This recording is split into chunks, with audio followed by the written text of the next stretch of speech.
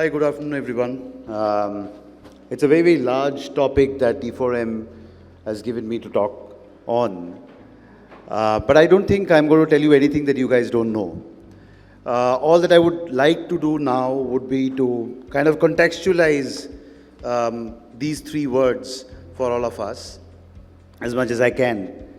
To start with, we are all aware of the fact that there are some really, really large shifts that we are going through, and the panelists were talking about a large quantum of stuff that AI itself is trying to change for all of us.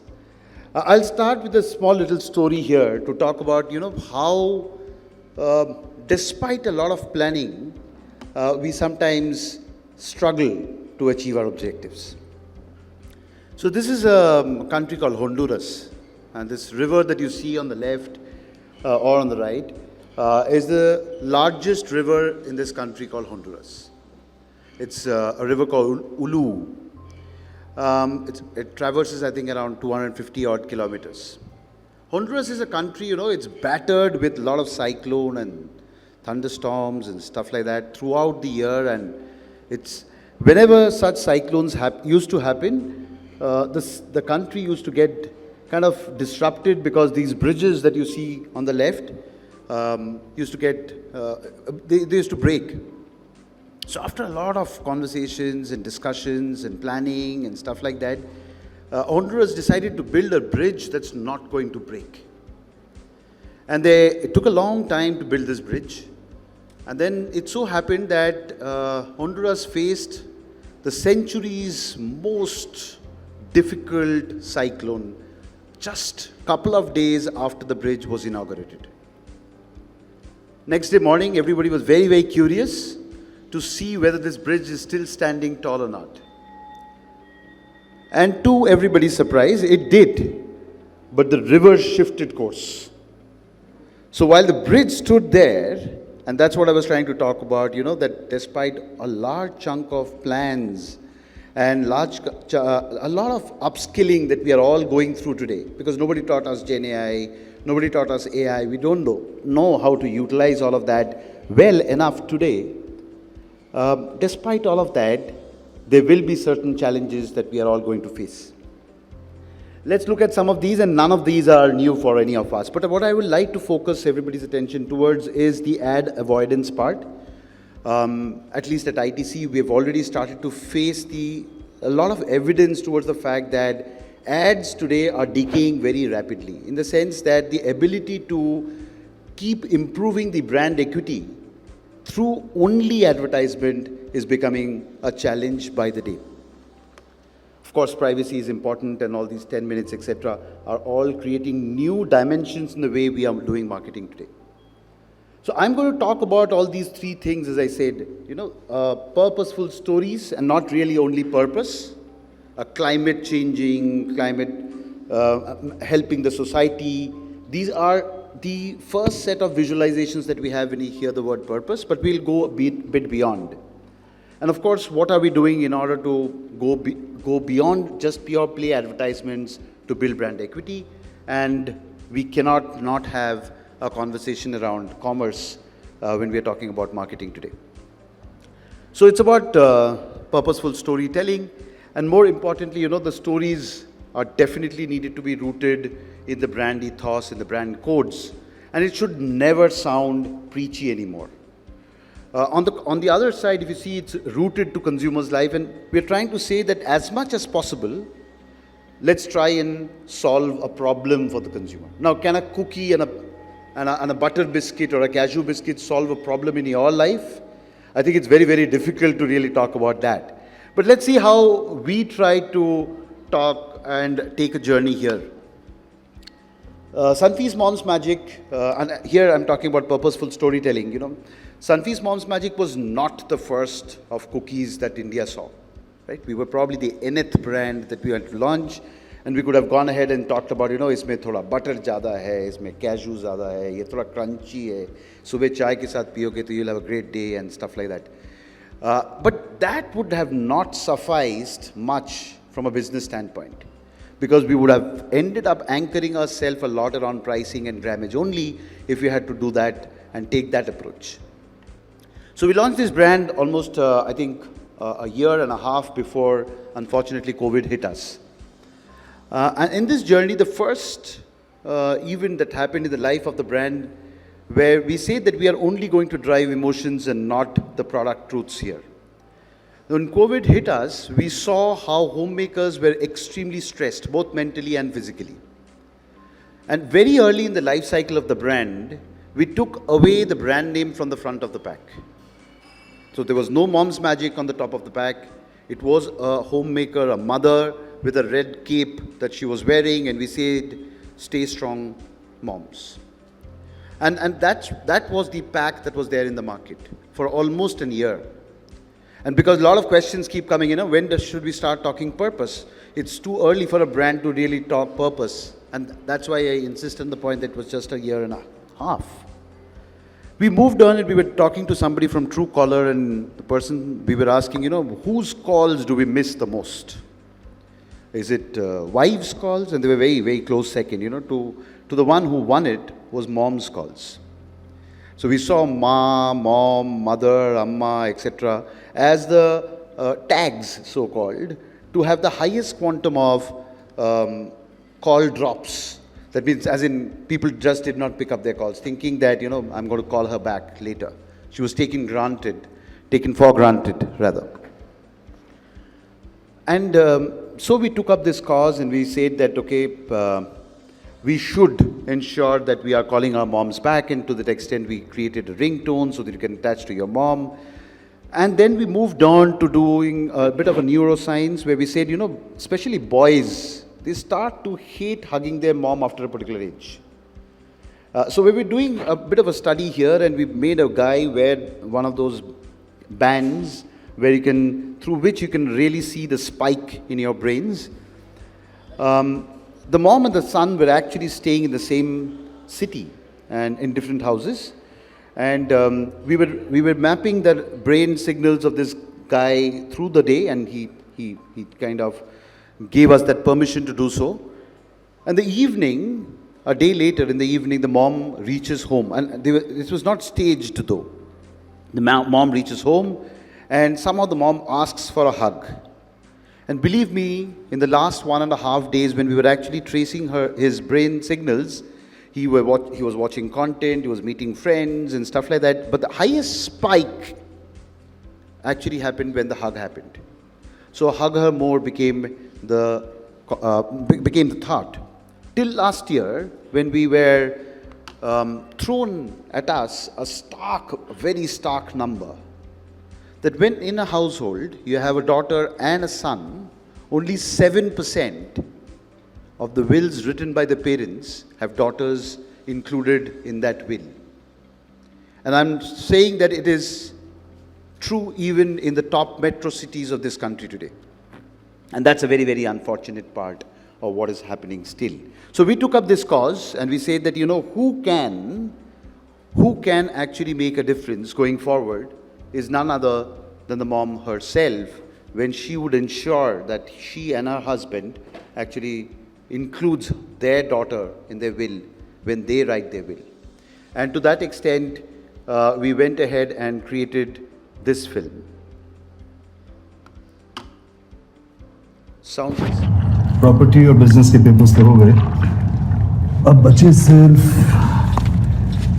अरे श्रेया बेटा, श्रेया, वो cabinet से blue रंग की file लाना जरा। अच्छा।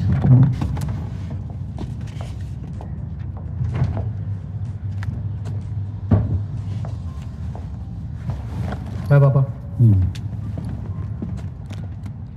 बेटा वो एफडी वाली फाइल्स भी लाना जरा।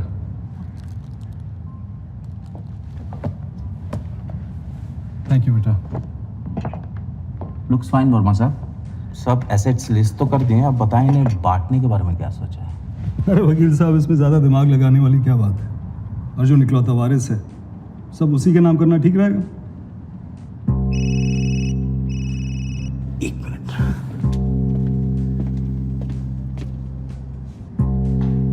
शेखर और श्रेया,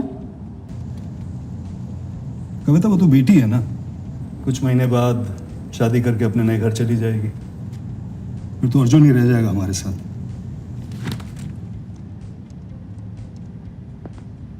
वो कहते हैं ना, बेटियां तो आखिरकार पराया धन होती हैं। तुमने तो मेरे पापा की याद दिला दी। उन्होंने भी कुछ ऐसा ही कहा था।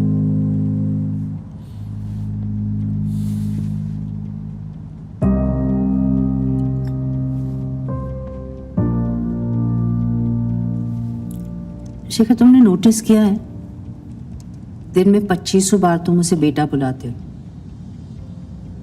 बेटा ये ला दो, बेटा वो कर दो। लेकिन जब बराबर वसीयत की बात आई तो बेटा से बेटी बन गई।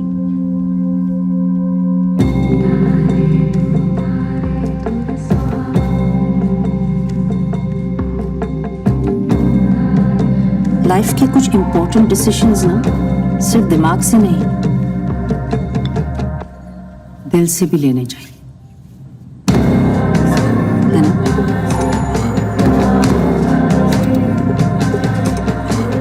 हमने पाया कि सिर्फ 7% बेटियों को वसीयत में बराबरी का हिस्सा मिलता है।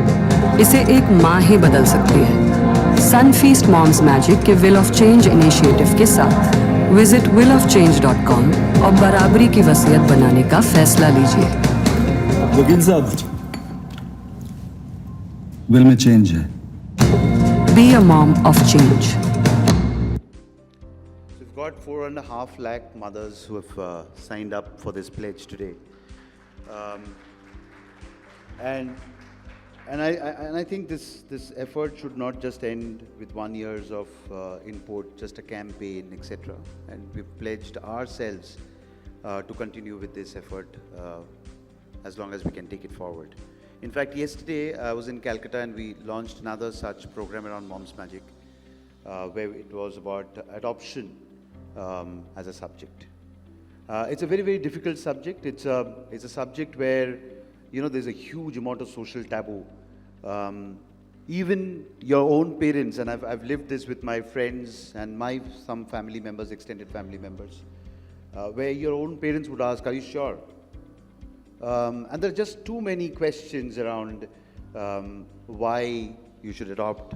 And on the other side, you know, as parents who are wanting to adopt, they have also extremely a large number of questions around what should they check? Should they check the background? Is there a possibility to check that?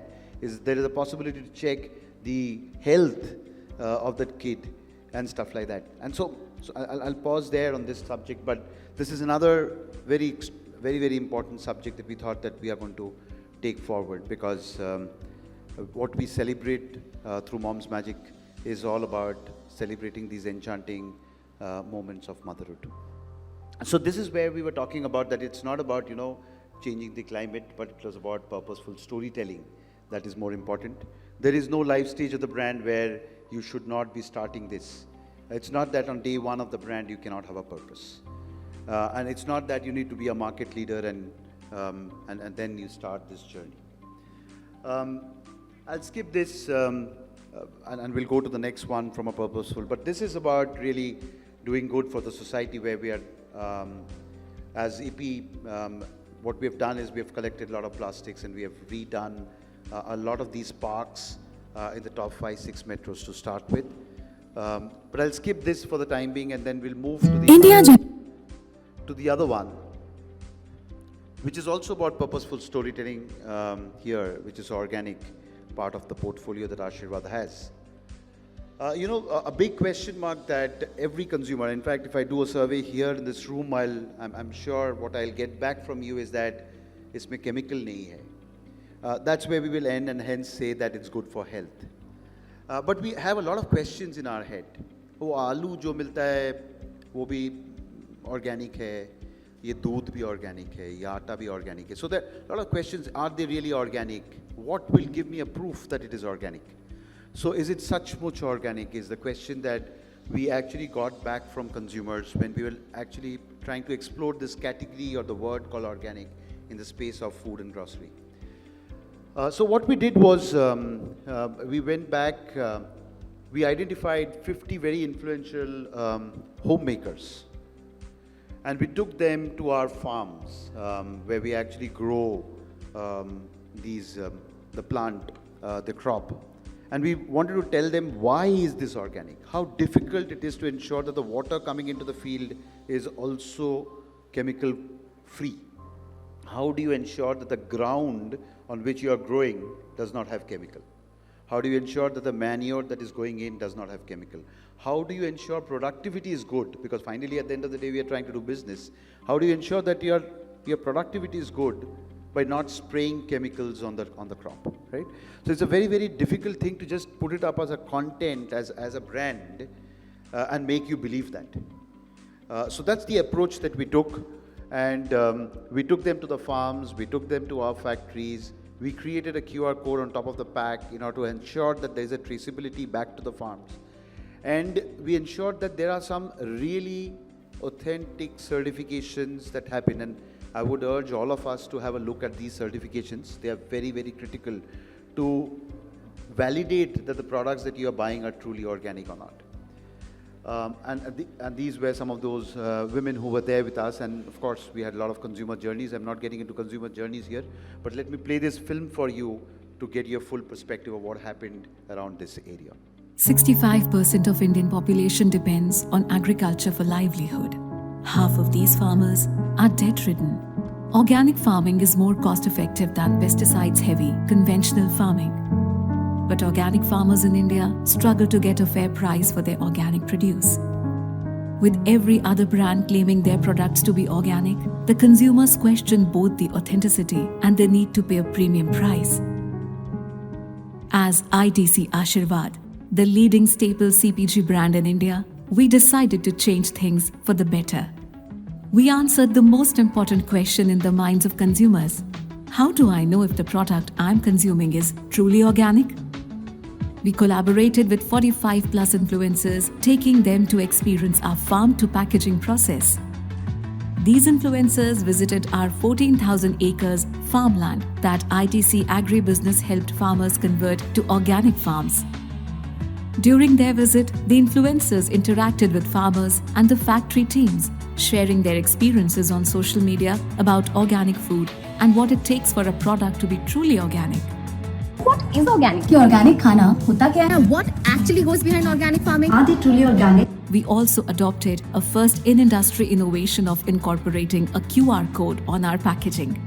On scanning the code, consumers could see the details of the exact farm where their organic products were sourced from. These influencers also helped amplify the usage and trust of QR code amongst consumers. The result? A campaign reaching 21.5 million people with great engagement, recall rates, and buying intention of truly organic produce. But most importantly, we enabled financial prosperity for 6,000 farmers of India across 5 states, bringing back smiles on their faces. So that's the approach we took in order to build credence around organic, rather than just a brand trying to talk about it. A lot around purpose, so let's move on from the area of purposeful storytelling to something beyond. I was talking to you about, that consumers today are stopping advertisements. How many of you guys in this room are behind paywalls just to stop ads happening, whether it's OTT, whether it's YouTube, or changed your privacy settings for having done that? That's quite a decent number. In Gen Z, it's really, really exploding. And we do not know how we will continue to build brands sustainably as we proceed. Because if advertisements are getting stopped, how do I talk about my proposition? How do I launch my new brand and stuff like that? And I was also talking about how ads are decaying very, very sharply today in our ability to, so previously when we used to model data and try to see what is the retention factor behind an ad that we have just played and spent money behind, we used to get a sufficient quantum of retention, at least for the next 4 weeks or 6 weeks. But today, the losses are much, much sharper. Hence, what we decided is to continue to build the brand, but build your own assets in the mid-funnel, primarily aiding a lot of brand imagery creation and hence equity. So the first brand that I'm going to exemplify here is about Bingo. Bingo is actually built on 3 core muscles: sports, comedy, and music. The one on your left is actually a segmentation exercise trying to tell you that, if you take up any of these aspects, which is comedy, sports, or music, it can have different meaning systems. So let me give an example to explain this. If you take comedy, for example, comedy could be comedy when you're roasting someone. Comedy could be English satire. Comedy could be when 5 friends, we are just sitting and having a fun and a humor and playing jokes at each other. So comedy has various versions of comedy. Now again, the kind of humor that really works up north is not necessarily the kind of humor that works down south. So you have multitude of variations when it comes to comedy. Similar is the case of sports and of course music. So music, for example, if I take Bingo Tere Mere, then I will take a very rooted music from the heartland of UP to exemplify or talk about music in conjunction with Bingo. Or in case of Mad Angles, I might use a rap or a hip hop for that matter when I'm trying to build Mad Angles through music. But having said that, what we did was we tried, the core objective was that what kind of a platform with what kind of content within that platform can I create so that I can build those 3 muscles, the core 3 muscles of the brand, right? So a lot of workshops happened. We tried to understand, okay, what is youth really interested in? What are they searching? What are they watching? What are they commenting on today, etc. And all these came up, out of which we picked those 3 at the top. And within that, we also had to prioritize, again, basis numbers, basis the brand core, and we finally stuck with something as comedy. And why did we stick with comedy? Because not only it has a lot of digital traction, it can play a significant role in almost all occasions where the brand can exist, right? As I was talking about, like one-on-one, when we are with friends, when we are down and out, etc. It had a lot of strong brand credibility. From the birth of this brand, we have been playing on comedy and fun and humor and irreverence to build this brand Bingo. So it already had a strong brand credence, which I did not need to rebuild from scratch, right? It was already in sync with that. And also what we found was it's easy to build sub-brand. The example of music that I gave, it's easy to build sub-brand equity when it comes to comedy, which is Bingo Tere Mere, Mad Angles, the Potato Wafers part of the portfolio, and so on. And it's also a place where I can generate a lot of content. Of course, I can use Gen AI to do a lot of stuff around that, but I can generate a lot of content and sustainably. Because if I have to maintain this website and I have to generate a lot of content on a day basis, I have to figure out a way by which I can do that very easily and at a very, very low cost. And so we took comedy forward. Of course, as I was mentioning, it's a stress buster, it's a social connection, it has a lot of expressions, and so on. And we started with just 2 and what we call as value exchanges on Bingo. And the website is called Let's Boing. We started with something called a Tere Mere Samachar. Ekdam Vayad Samachar, which you will think twice, why am I even watching this? But Gen Z, I don't know, they are just loving the content out there when it comes to the samachars that we keep putting up every day.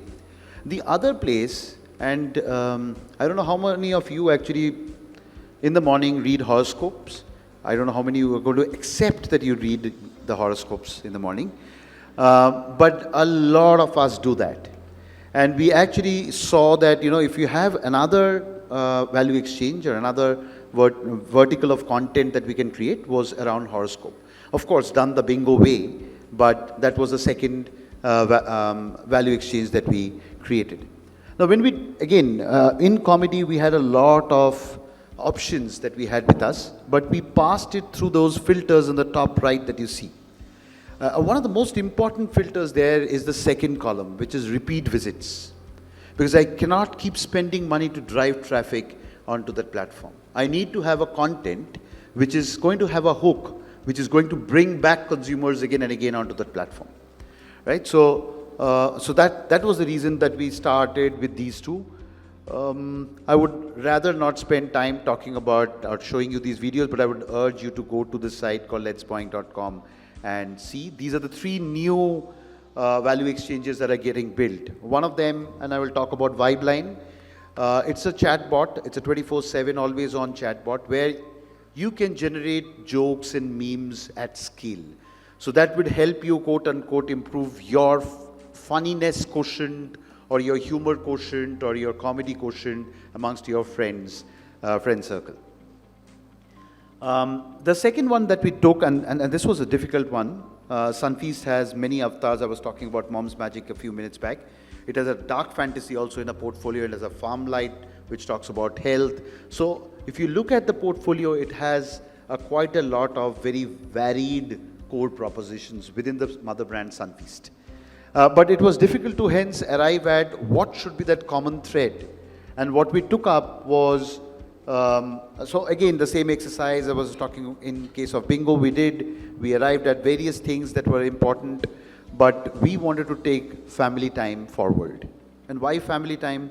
Let's look at some numbers here. This is age on the x-axis and number of hours spent with family per day.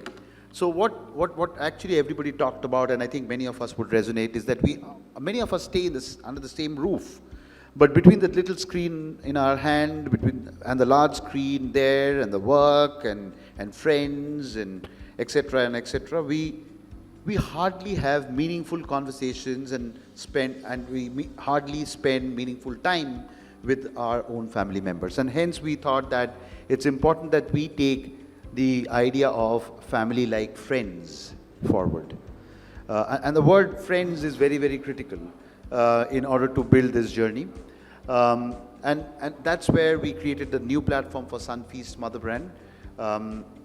Unlike bingo, the starting point here was less content-led, which we are now building, but more experience-led. The one on your left and right, and can we, somebody on there, can you help me with the first video and then the second video, please?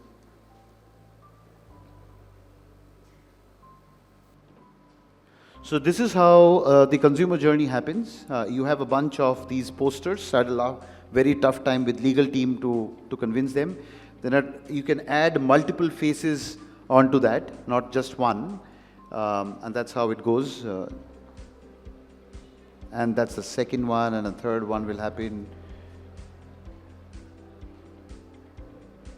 And then from those few templates that we have now started the journey with, you can generate a family poster with that and share it with your family members. And I'm sure all of us are on those groups called Big Family, Happy Family, Fat Family, and all of that. So so we can keep sharing these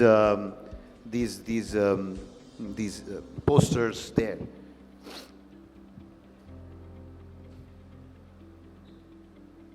Yeah. And you can play the one on your right. This is just an image, and I think many of us on Instagram would have experienced this thing. You can just put up an image and it gets converted into a small little video, which again can be shared. So these little kids there starts to move. Can you play that, please?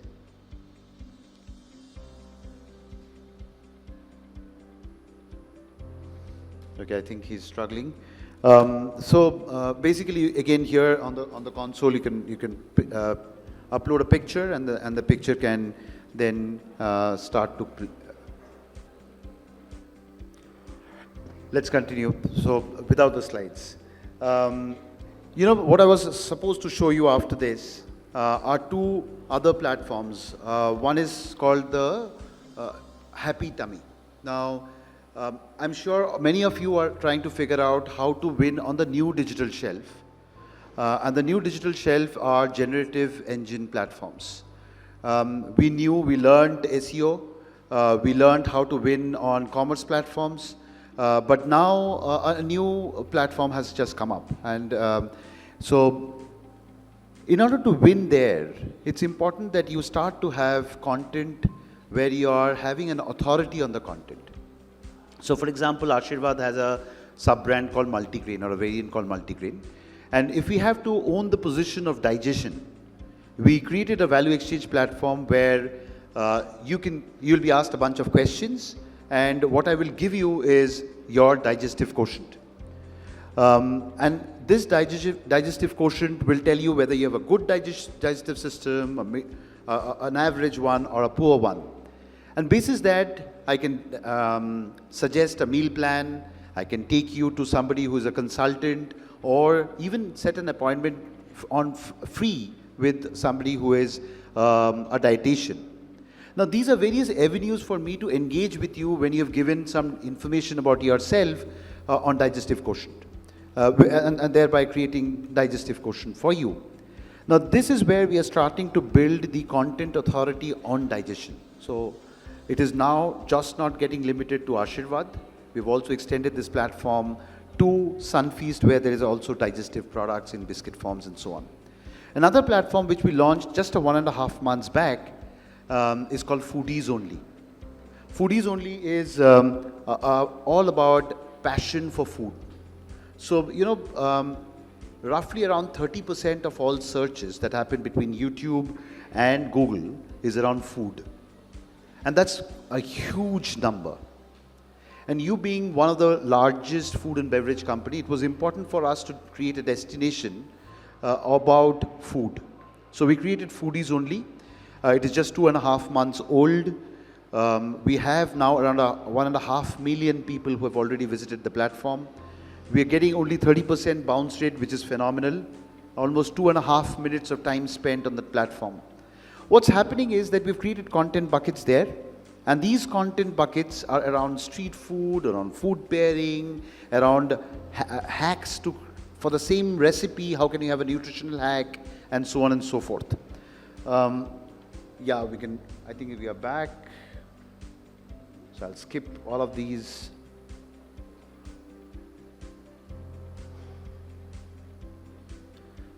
This is what I was talking about from a digestive quotient perspective. This is Foodies Only. This is what I was talking about. A lot of searches are happening on the food, about the food space, but highly fragmented destinations. And these are some, they are content creators on YouTube. They are large macro content creators like Kunal. So there was no organized and personalized space which was available across this country. So we created Foodies Only, and for the brand, it meant that we have very high intent audiences that we are generating. We are also generating a lot of consumer understanding, a lot of insights is getting generated here. We are yet to reach the stage where we can say we can now start to develop products from these insights, but at least content and communication is where we have landed. And for the consumer, needless to say that, it's all about being able to access a lot of content in one place which is related to food. Moving ahead, we've now started to build Gen AI here on the platform. So let me play this video for all of us. Sorry, I'll not risk that. Will you try once on this video? But this is basically when you or I we have gone back home. We have opened the refrigerator. We have clicked a picture, we have uploaded the picture, it identifies what is there in the fridge. This is a partnership that we have done with Google Lens. So you identify what is there in the fridge, and it bases that, it gives you a bunch of recipes that you can cook very easily at home with the things which you already have. So effectively, it's about consumer acquisition, it is building the relevant consumer experiences and very rich consumer experiences, and then you're activating that.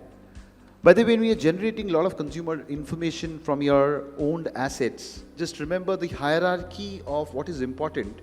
Demographic actually is at the bottom of the pyramid. It is the least important data that you can think of acquiring. Whether it's age, gender, family, construct, etc., they just don't perform. What is important for us to pick up are things about their passion. What are they interested in? Versus also important what they're not interested in. So let's say family as friends or foodies only, you will see people clicking on content or basis the scroll depth or the time spent, what are they interested more in and what are they, even despite our nudges, they're just not interested in this content. So it's important to understand both, and of course media and transactions are important buckets to look at. Of course, all of us know this, and this is a channel which is really helping us grow when general trade in FMCG was really under crisis last year.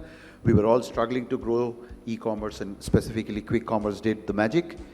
What is important is, however, all this is happening, but manually, and how many in this room are really working on quick commerce to grow their brands? Can we have a show of hands? How many of you guys are working on your brands to grow their brands on quick commerce? Seriously, only one? Okay. Okay, it's really, really complex. And I'll just try to exemplify this. Just a year and a half, 2 years back, for one single SKU, there were just 3 line items or 4 line items that we need to create for a campaign.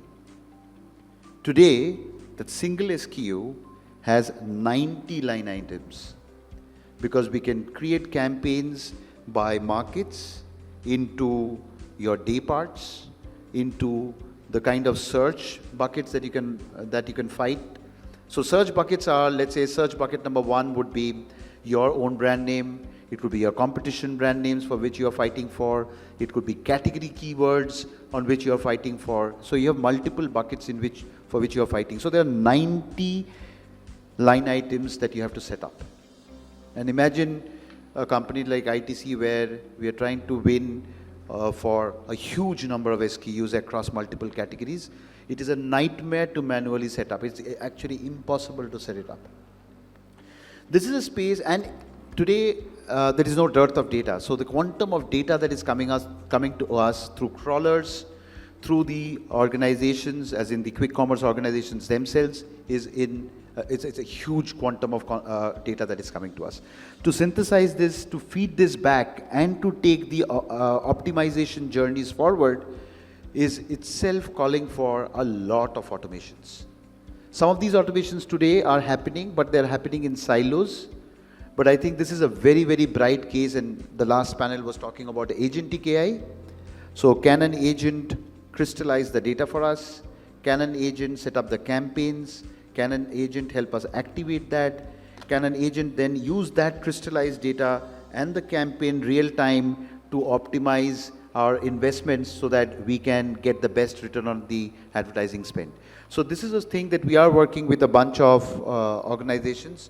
One of them are actually a large company, but the rest of them are very small organizations who are doing really, really specialized work in the space of agentic AI. And this is how the entire superstructure on commerce at ITC looks like, becoming very, very complex. We try to simplify it as much as we can on this. And this is the agentic AI part that I was talking about. I hardly have any time left, but I want to leave you guys with one, and it's linked back to the last panel that I was sitting and listening to. We will get a lot of Gen AI coming in our lives, and I think it will be absolutely wonderful to do away with a lot of drudgery work that we are doing today. It will be great from a marketing standpoint to create a lot of content. It will be extremely helpful as it computes a lot of data for us. But everybody in the room can do that with the access to such tools. But the need then would be, what will happen, likely to happen, is a sea of sameness. And what we need to do is to stand out.